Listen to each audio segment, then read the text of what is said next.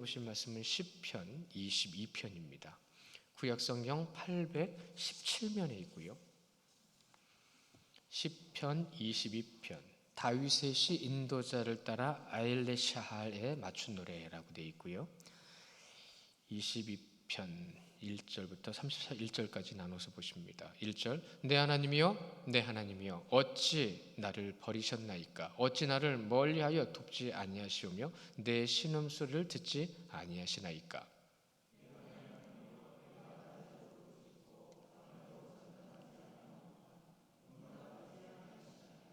이스라엘의 찬송 중에 계시는 주여, 주는 거룩하시니이다.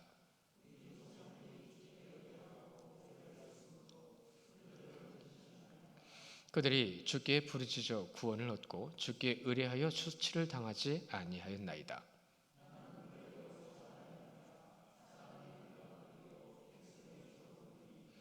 나를 보는 자는 다 나를 비웃으며 입술을 삐죽거리고 머리를 흔들며 말하되,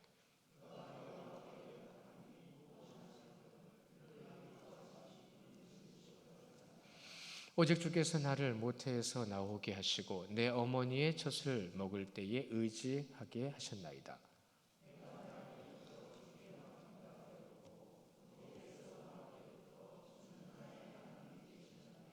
나를 멀리하지 마옵소서. 환난이 가까우나 도울 자 없나이다.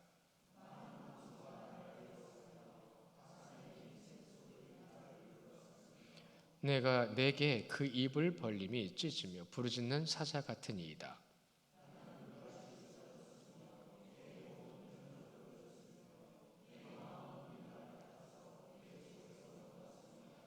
내 힘이 말라 질그릇 조각 같고 내 혀가 입천장에 붙었나이다. 주께서 또 나를 죽음의 진토 속에 두셨나이다.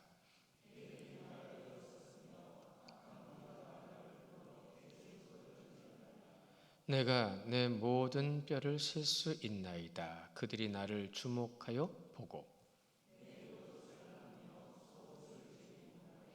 여호와여 멀리하지 마옵소서. 나의 힘이시여 속히 나를 도우소서.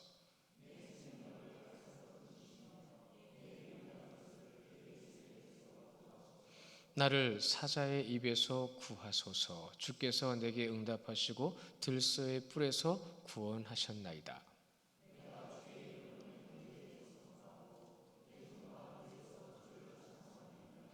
여호와를 두려워하는 너희여 그를 찬송할지어다. 야곱의 모든 자손이여 그에게 영광을 돌릴지어다. 너희 이스라엘 모든 자손이여 그를 경외할지어다.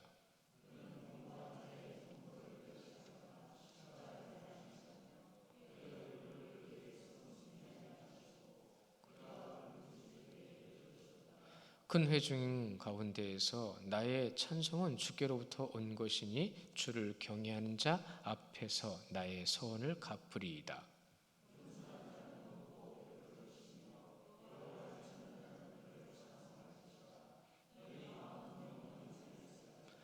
땅의 모든 끝이 여호와를 기억하고 돌아오며 모든 나라의 모든 족속이 주 앞에 예배하리니,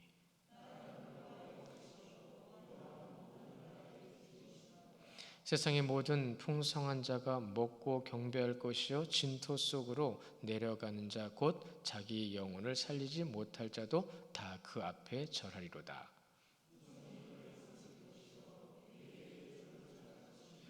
함께 봅니다. 와서 그의 공의를 태어날 백성에게 전하며 주께서 이를 행하셨다 할 것이로다. 아멘. 다윗의 시 인도자를 따라 아델레샤할이라고 맞춘 노래라고 되어 있습니다. 다윗의 시 오늘 이 22편은 앞으로 오실 메시아의 예표시입니다. 예언시라는 얘기예요. 그래서 그 다윗의 고백과 선언을 가만히 보면 어디서 많이 본 것 같은 느낌이 들어요. 특히나 이 22편의 제목에 보시면 이 아엘레샤할이라는 말이 있잖아요. 이 말은 말 그대로를 번역하면 새벽의 사슴이란 뜻이에요. 아침의 사슴. 근데 그 새벽의 사슴이라는 말이 품고 있는 의미를 전해드리면, 여러분 우리는 알고 있잖아요. 주님의 풍채를 볼 때에 여리면서 아름답고, 그렇죠? 그의 풍채는 그 무엇과도 비교할 수 없을 만큼 아름답고, 그렇죠? 근데 그분이 어떤 길을 가셨죠? 사슴에 지금 나오는 이 야엘레샤라이라는 말이 바로 그런 의미를 품고 있는 거예요. 그러니 히브리 말로 읽은 이들은 사실은 처음엔 몰랐죠. 이것이 앞으로 누구를 예표하고 있는지는 몰랐던 거예요. 그러나 다윗은 고백을 하고 있습니다. 다윗은 항상 하나님을 의지했고 사슴과 같이라는 말로 이 22편에서 고백하고 있는 것이 1절이 뭐라고 되어 있죠? 나의 하나님, 나의 하나님, 어찌 나를 버리셨나이까? 기억나시죠? 주님께서 하신 말씀 기억나실 거예요. 이 1절부터 21절까지 말씀을 보면 위기로 인한 절박한 구원의 호소라는 제목이 붙어 있기도 해요. 주석에 보면 특히 버림받은 자와 같은 고백에서 앞으로 오실 메시아를 향한 고백이 어떻게 해요? 예수님께서 하신 고백과 똑같은 것을 통해서 주님을 예언하고 있다는 겁니다. 다윗은 예수님, 메시아의 예표라는 얘기를 많이 별칭처럼 듣고 있어요. 마태복음 27장 46절 말씀 같이 보실까요? 우리 한번 확인하고 넘어가죠. 우리 마태복음 27장 16절 말씀 46절 함께 봅니다. 시작. 엘리 엘리 라마 사박다니, 이는 곧 나의 하나님 나의 하나님 어찌하여 나를 버리셨나이까? 그렇습니다. 똑같은 거예요, 말이. 히브리 말을 그대로 헬라어로 옮겨놓은 겁니다.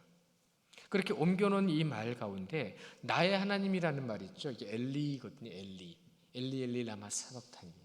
이 엘리라는 말은 전능하신 능력의 하나님이라는 엘로힘의 애칭입니다. 하나님의 명칭을 애칭이라고 표현하기 좀 그렇지만 그들은 더 친숙하고 더 가까운 하나님을 부를 때 엘리라고 불렀어요. 그러니까 예수님께서 그래서 이렇게 말씀하신 거죠. 엘리 라마 사박타니. 여러분, 이건 정확하게 얘기하면 이거는 헬라어가 아닙니다. 그건 아람어입니다. 그러니까 주님께서는 히브리인들도 알아들을 수 있는 말이고 헬라인도 알아들을 수 있는 말로 주님 앞에 고백한 거예요. 사람들은 주님이 그렇게 말하는 거 보고 야, 엘리야 부르나 보다 이렇게 얘기한 사람들도 있어요. 모르니까 그렇죠. 그러나 그 말의 뜻을 그들도 사실은 알고 있었다는 거죠. 시편의 다윗도 나의 하나님이라고 부르면서 하나님이 어떤 분이신지를 친히 스스로 입술의 고백을 통해서 나타내면서 간절히 하나님이 계시다라는 것을 증명해 놓고 있는 거예요. 사람들에게 증명하고 있다는 말입니다. 나의 하나님. 여러분들도 하나님을 부르시면 그 하나님이 어떤 하나님이세요? 하나님이 계시니까 부르시는 거잖아요. 하나님께서 계시니까 부르시는데 계신 하나님 앞에 우리는 하나님이라고 하면서 과연 우리의 기도의 간절함이, 확실함이 얼마나 있냐는 거죠. 부르기만 하면 소용없습니다. 부르고 믿어야 됩니다. 부르고 믿는 믿음의 고백이 바로 이 다윗의 고백이에요. 그래서 이 22편을 믿음의 증거의 시라고도 표현을 합니다. 믿음의 증거의 시. 계시니까 부르는 거예요. 당연히 부르는 거예요. 하나님을 얼마나 신뢰했는지 우리 성경 말씀, 우리 암송한 말씀 중에요. 민수기 23장 19절 말씀이 있었고 이사야서 23장 6절 말씀이 있었어요. 먼저 민수기 말씀부터 먼저 암송해 볼까요? 읽으셔도 돼요. 친절하게 띄워주잖아요. 우리 큰 목소리를 같이 읽어보겠습니다. 시작. 하나님은 사람이 아니시니 후회가 없으시고 인자가 아니시니 후회가 없으시고 어찌 말씀하신 것을 실행하지 아니하시며 행하지 아니하시며. 그러네요. 제가 거꾸로 얘기했네요. 두 개 다. 그런데 여러분, 하나님은 거짓말하지 않으십니다. 후회도 없으십니다. 그리고 그 하신 말씀 그대로 다 실행하십니다. 믿으시면 아멘. 그 믿음이 살아계신 하나님을 믿는 믿음의 고백이 되어야 되는 거죠. 그 고백인 겁니다. 또 한 절 말씀이 있죠. 이사야서 26장 3절 말씀 함께 합니다. 시작.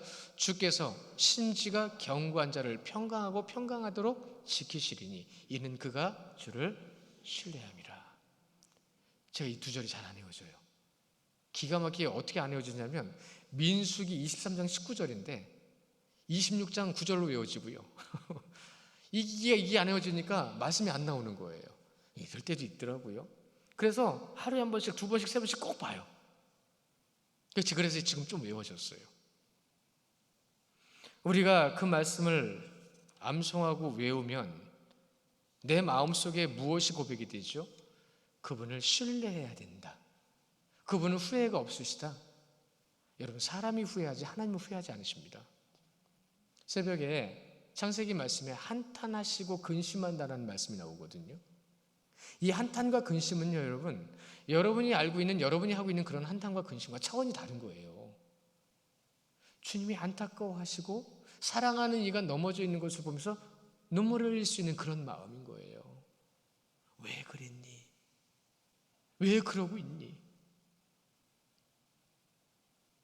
어찌 나를 버리시나이까? 라고 고백하는 다윗의 그 고백 가운데 우리가 분명히 알 수 있는 것은 무엇이냐면, 그가 나를 버리셨나이까? 라고 할 때에 잠언의 말씀이 떠오르신 분이 계실 거예요.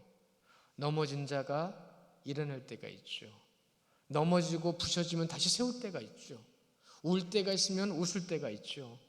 버림받을 때가 있으면 다시 부르실 때가 있어요. 그러나 주님은 버리지 않으세요. 우리가 그렇다라고 생각을 하는 것이. 다윗은 그렇게 고백하고 있는 겁니다. 자신을 버리신 것 같지만 이 버리신 분이라는 것은 버렸다라는 게 아니라 주님께 지금 여쭤보고 있는 거예요. 주님, 지금 왜 그러시는 거예요? 라고. 주님, 이것은 왜 이러는 거예요? 라고. 원문의 뜻 자체가요, 자세히 돌아보는 이란 뜻이 있어요. 나를 어찌 버리셨나이까? 그거를 나 자신을 자세히 돌아본다. 그러니까 버리신 게 아닌데 나는 왜 버렸다고 생각을 하지? 이런 뜻인 거예요. 상황에 따라서 그 원인 또한 그 현실에 처해 있는 것을 통해서 우리에게 아주 깊이 고민하게 만드는 건데, 이런 거랑 똑같은 겁니다. 그리스도인은 그 상황 속에서 세상 사람들과 분명히 구별되는 것인데 무엇으로 구별된다는 거예요? 지금 그 상황이 고통일 때에는 세상 사람들은 환난이라고 생각하겠지만 그리스도인들은 뭐라고 생각하죠? 주님이 나를 부르시는구나. 내가 주님을 의지하기를 원하시는구나. 다윗의 지금 고백이 그 중심이 있다는 겁니다. 그래서 여러분, 코람데오 존전 앞에 여러분 주님 앞에서의 삶을 살아가고 계신 줄 믿으시기 바랍니다. 여러분이 바라보고 계시고, 여러분이 바라보고 계시고, 여러분이 믿고 계신 그 하나님은 살아계신 하나님이세요. 그 하나님께서 여러분을 지금도 지켜보고 계세요. 그럼 지켜보고 계신 하나님 앞에 여러분의 일거수일투족은 어떠해야 된다는 거예요? 다윗의 고백처럼, 비록 나는 지금 버림받은 것 같지만 나를 지키시는 분은 하나님이라는 고백이 되는 거예요. 왜? 그분에게 여쭤보고 있는 거니까요. 한 가지 더 말씀드리면 훈련이라고 할 수 있죠. 여러분은 이겨낼 수 있어요. 어떤 믿음을 가지고 있는지 고민하는 기회가 되는 거예요. 어떤 믿음을 가지고 있고 어떠한 고백을 할 수 있는지 알게 되는 상황이 되는 거예요. 여러분, 그래서 우리는 어떤 말을 하고 어떤 행동을 하느냐에 따라서 우리의 믿음이 보이는 거고 하나님을 경험할 수 있게 되는 겁니다. 그것이 그리스도인이에요. 그래서 이 부분에 대해서 자녀 양육법을 갖다 비교하는 분들이 있으세요. 자녀 양육법 중에 가장 좋은 양육법이 뭐죠? 자녀를 양육할 때 오늘은 두 가지만 좀 먼저 말씀을 좀 드려보면, 믿음과 기다림이 있다고 합니다. 믿음과 기다림. 아이 망치는 제일 좋은 방법이 뭐라고 그러죠? 다 해주는 거랍니다. 다 해주면 아무것도 할 줄 모르는 애가 되는 거예요. 그러면서 어떻게 되죠? 부모님만 무조건 의지하는 거예요. 부모님만.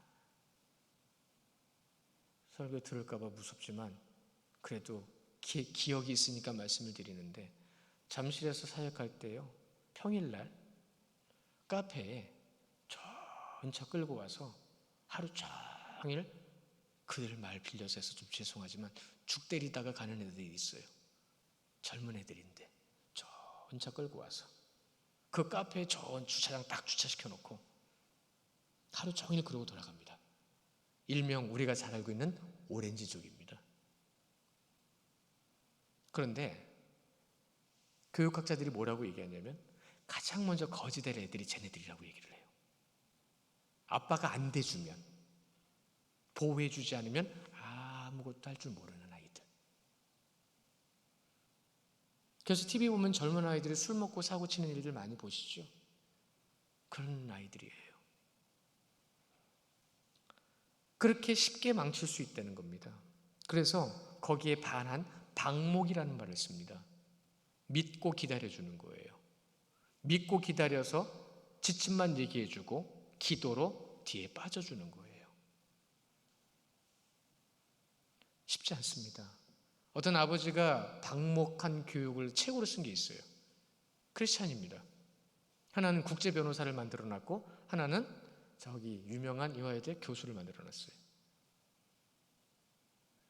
근데 그 둘이 그 자리까지 가도록 많이 실패했답니다. 어느 날은 와서 엉엉 울었대요. 실패해서, 사고 쳐서. 그래도 끝까지 믿고 기도만 해줬답니다. 넌 잘할 수 있어. 그러나 주님 안에서, 하나님 안에서 넌 잘할 수 있어. 그것만 말했대요. 그리고 그냥 방목했답니다. 방목의 비결, 믿음과 기다림이라고 그랬어요. 그러면서 그분이 하시는 말씀, 이 방법은 웬만하면 쓰지 마십시오. 너무 힘듭니다. 근데 주위의 사람들은 뭐에만 관심이 있냐면 국제 변호사와 대학 교수에만 관심이 있어요.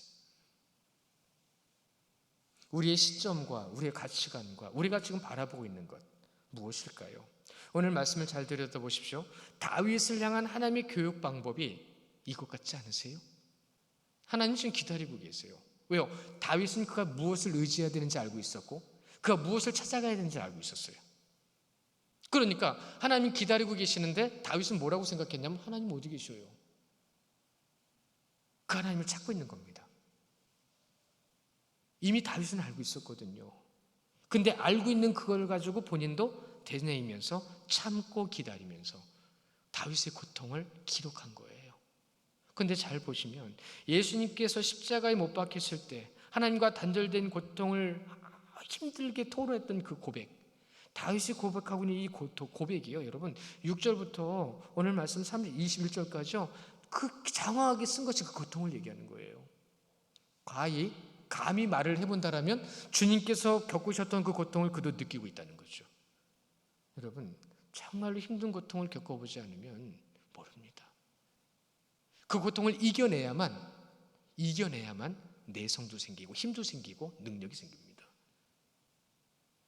마음에 굳은 살이 배겨야 된다는 말 들어보셨어요? 마음에 굳은 살이 배겨야 된답니다.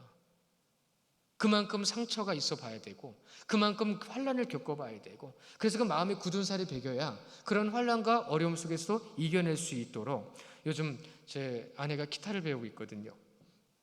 제가 코로나가 없어서 기타를 안 쳤더니 손끝에 굳은 살이 없어진 거예요. 요즘 기타를 좀 치니까 굳은 살이 다시 생기기 시작했거든요. 제가 그래서 제 아내한테 그랬어요. 기타를 배워야 되는데 기타를 배우는 걸 성공할 수 있는 방법은 손끝에 굳은 살이 배기면 성공해 라는 말을 했어요. 왜냐하면 손끝에 눌려지는 기타 줄의 눌림이요 진짜 칼로 찌르는 아픔이에요. 처음에 굳은 살이 배기기 전까지는 굳은 살이 배겨야. 여러분은 여러분의 마음에 어떤 굳은 살이 있으세요? 십자가로 인한 굳은 살? 아니면 세상 풍파의 굳은 살? 우리 아이들은 어떻게 또 그것을 이겨내기 위해서 내 마음의 단련을 이루어갈 수 있을까요? 오늘 말씀의 결론이 그겁니다. 후손들에게 그렇게 전하라. 그것을 전하라. 내가 겪은 고통을 아이들이 겪지 못하게 하는 것이 아니라 이스라엘의 죄악을 보면서 이방 백성들이 쳐들어오는 것 가운데에서 우겨 싸움 당한 다윗의 그 고통 속에서 하나님 앞에 지금 무엇을 보여주고 있는 거예요? 본을 보여주고 있는 거예요.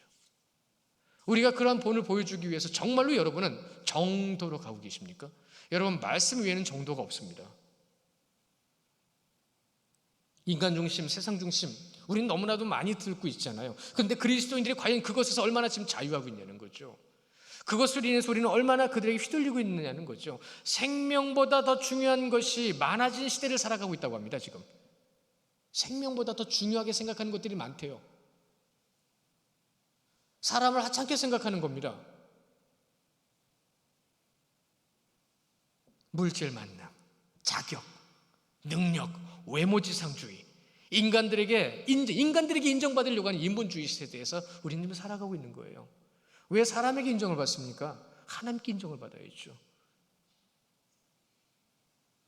과연 이러한 세상의 흐름 속에서 그리스도인들은 지금 무엇을 바라보고 있는가라는 것을 시편 22편이 우리에게 지금 질문을 던지고 있는 거예요. 2절에서 내가 낮에도 부르짖고 밤에도 잠잠하지 아니하여오나, 저는 이 부분을 보면서 어디가 생각이 났냐면 겟세마네 동산에서 주님께서 기도하신 기도의 모습이 생각이 났어요. 그 밤이 새도록 기도하시고 그냥 잡혀가셨잖아요. 그 기도하는 모습, 기도자의 모습은 밤과 낮을 가리지 않아야 된다라는 하나님의 뜻을 다윗을 통해서 우리에게 알려주시고, 내 생각이 많아서, 잘 들어보세요, 내 생각이 많아서, 내 계획이 많아서, 내가 살아야 될 환경 가운데 내가 세워야 될 것이 많아서 밤새 잠 못 자는 사람은 있어도 제가 한 날은 아니에요. 하나님의 뜻을 위해서 밤새 기도하고 잠 못 자는 사람은 과연 몇 명이나 있냐고 물어보시더라고요. 여러분에게 질문을 드려봅니다. 여러분은 정말로 주님의 뜻을 위해서 잠 못 자고 지새 보신 적이 얼마나 있으세요? 누구누구 성도 때문에, 누구누구 어떤 일 때문에. 여러분의 중심이 거기에서 드러나는 것이고, 사실 우리 모습이 다 그래요. 우리의 모습이요. 어떤 이유에서든 사실 저도 잠 못 잘 때가 많거든요. 예전보다 지금 많이 좋아졌는데, 잠 못 잘 때에 차라리 그 잠 못 자는 시간을 말씀과 기도로 바꿔보시면 어떨까요? 하나님의 뜻을 찾는 시간이 되겠죠. 어떤 의사가 그랬답니다. 불면증 때문에 찾아온 환자한테 잠 못 잔다고 죽지 않습니다. 잠 못 잔다고 죽지 못하는 게 아니라 잠 못 자게 하는 그 예로 당신을 죽이는 겁니다. 이렇게 얘기하셨대요. 그러니까 우리가 가지고 있는 고민, 우리가 가지고 있는 생각, 이 세상 것들 때문에 잠을 못 자고 이 눈에 보이는 것들 때문에 잠을 못 잔다는 거죠. 제가 그래서 가만히 생각을 해봤어요. 내가 지금 뭘 생각하고 있지? 밤새 리스트를 따져보기도 했고요. 요즘 불면증이 굉장히 많거든요. 그거 정말 힘든 겁니다. 그런데 그 시간을 승화시켜 보는 거예요. 근데 쉽지는 않습니다, 그것도. 근데 그 의사는 그렇게 얘기하더라고요.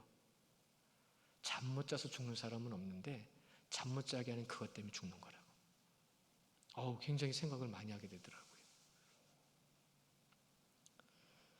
그렇다면 그리스도인들은 지금 이 상황에서 어떻게 하면 좋을까? 죽으면 죽으리다 결심했던 에스더처럼 그는 이스라엘 백성을 살려야 됐거든요. 그의 사명은 이스라엘 백성을 살리는 거였습니다. 그렇게 살리기 위해서 노력했고, 그 영혼들을 살리기 위해서, 성도를 세우기 위해서 우리 교회와 성도를 향한 다윗의 고백은 주님께서 우리에게 지금 메시지를 주고 계시는 거예요. 이런 말도 있습니다.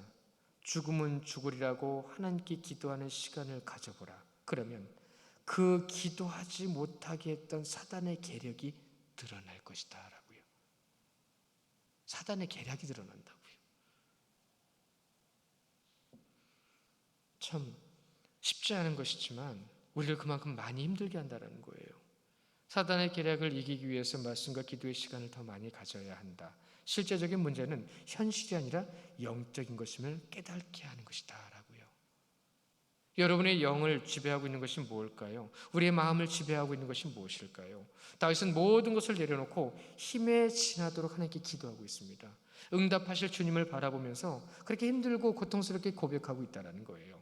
이러한 고백은 인간의 역사의 실체를 어떻게 해요? 믿음의 실체로 보여주고 있다는 거죠. 우리는 그것 가운데서 무엇을 나타내고 어떤 것을 나타내야 될지를 고민해야 됩니다.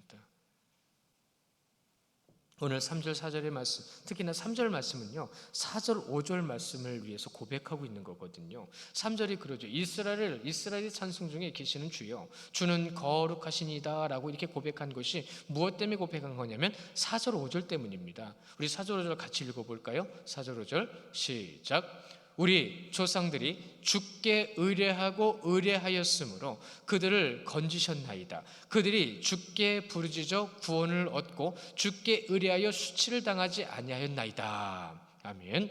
그것을 알고 있었던 다윗은 고백한 거예요. 하나님을 찬양하라. 그것이 문제 해결의 방법이라는 거죠. 그래서 그 모든 것 가운데에서 진정한 믿음의 실제적인 것, 제가 이런 말씀 요즘 자주 드리죠. 여러분, 믿음은 실제적이어야 합니다. 사실적이어야 합니다. 어떤 막연한 것이 아니라 진짜 여러분이 말씀 가운데 확인하고 확인한 말씀을 통해서 여러분의 삶 가운데 역사하시는 하나님을 만나셔야 돼요. 능력의 하나님을 만나시는 여러분들 되시기를 축원합니다. 그 하나님을 만나야 어떤 방법으로든요 응답 받으셔도 좋아요. 사람을 만나셔도 좋아요. 그러한 방법들이 여러분 가운데 분명히 나타날 때에 하나님이 분명히 일을 하시는구나라는 것, 그래야 더 믿음이 실제가 되는 거잖아요. 교회는 하나님께서 부르신 자들의 모임이라고 그랬습니다. 그런데 그 하나님이 어떤 분인지 잘 모른다고 한다면 분명히 뭔가 빗나간 거예요. 뭔가 지금 벗어나 있는 거예요. 창세기 4장에 보면 죄가 나오거든요. 죄라는 단어가 나옵니다. 그 창세기 4장에 나오는 죄라는 단어가 원문의 뜻이 뭐냐면 벗어나 있다, 빗나갔다는 뜻이에요. 그러니까 뭐예요? 하나님의 말씀과 그분의 뜻에서 벗어나고 빗나가면 죄란 얘기예요. 그러니까 벗어나고 빗나니까 우리의 마음도 힘든 거예요. 구원하시기 위해서 부르셨어요.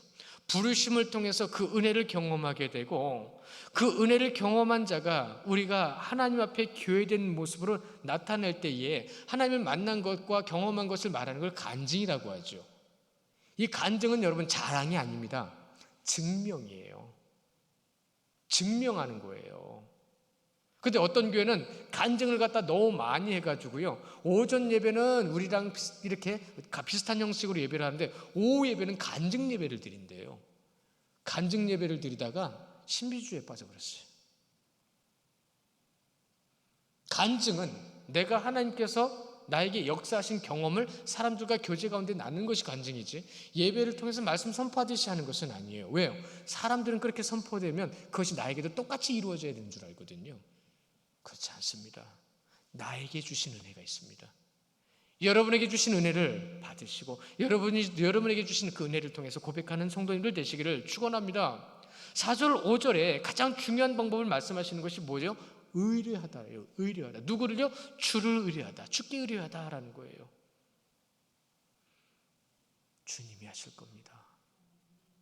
주님이 하십니다. 이렇게 다 잠이 많이 들었어요, 제가. 주님이 하십니다.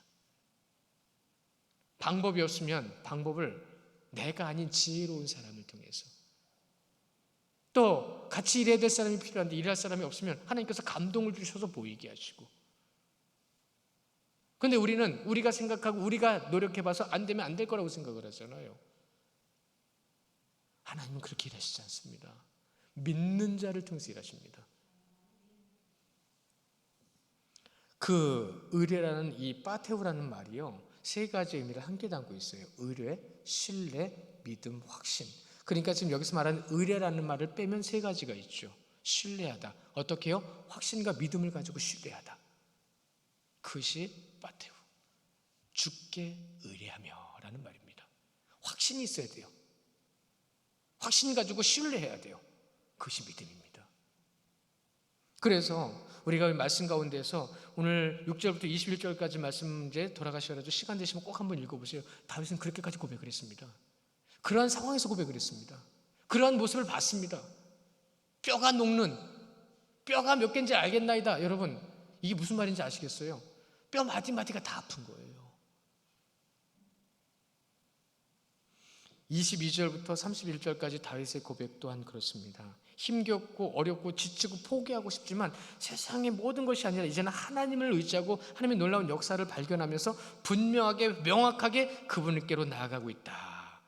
끝으로 보시면 시편 22편, 번면하시는 하나님을 주목하게 하시는 거라는 것을 잊지 마시고요, 하나님을 바라봐야 된다는 것을 잊지 마시고 30절 31절 같이 읽어보겠습니다.